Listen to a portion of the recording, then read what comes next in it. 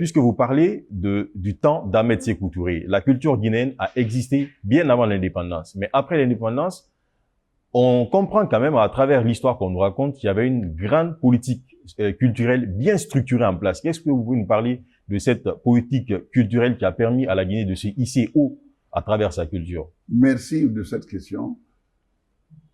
Dès après la proclamation de l'indépendance, il fallait d'abord organiser comment on appelle ça, le bal d'ouverture pour introniser le président de la République. Le président de la République, le 2 octobre, a voulu danser au son d'un orchestre, disons, moderne. Les orchestres modernes qui étaient à Conakry à l'époque ne jouaient que de la musique française. Il y avait Harmonie Jazz, Harlem Jazz, il y avait la symphonie, Jovial Symphonie, que dirigeaient les doyens qui ne sont plus de ce monde, Keleti et Tamborini par exemple. Lui, il a grandi, les Sanoussi. Donc, tout ceci avait des orchestres. Mais Ahmed Sékou Touré a dit, je ne danserai pas au son de vos musiques parce que je suis désormais indépendant. Et nous allons danser au son de la musique africaine, notre folklore. À l'époque, notre folklore n'étant pas prêt, il a demandé à Kwame Nkrumah d'envoyer l'orchestre du Ghana, le Tempos Band.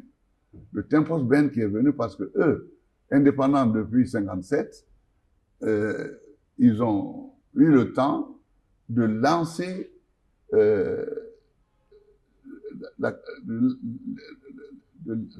l'amélioration de leur culture à travers le high life.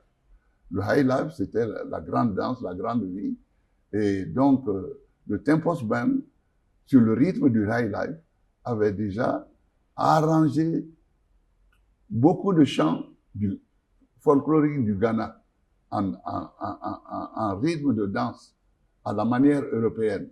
Donc, cet orchestre est venu à organiser, donc à animer le bal d'ouverture du président de la République et est resté une semaine en allant à Kindia pour, disons, faire voir aux populations le folklore local, comment il peut être travaillé. Donc, c'est parti de là.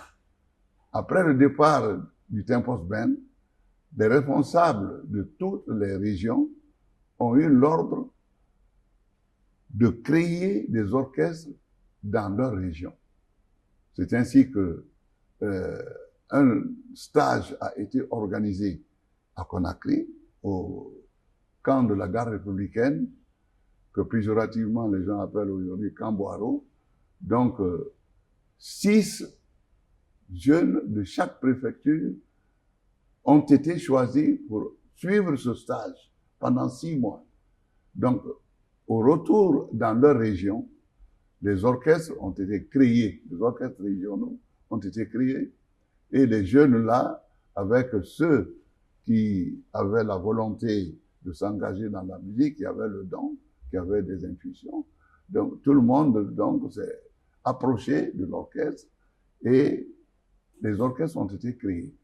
Pour Beila, par exemple, moi je ne suis pas venu à Beila en tant que musicien, mais affecté à Beila en tant que secrétaire à l'inspection de l'académie de Beila.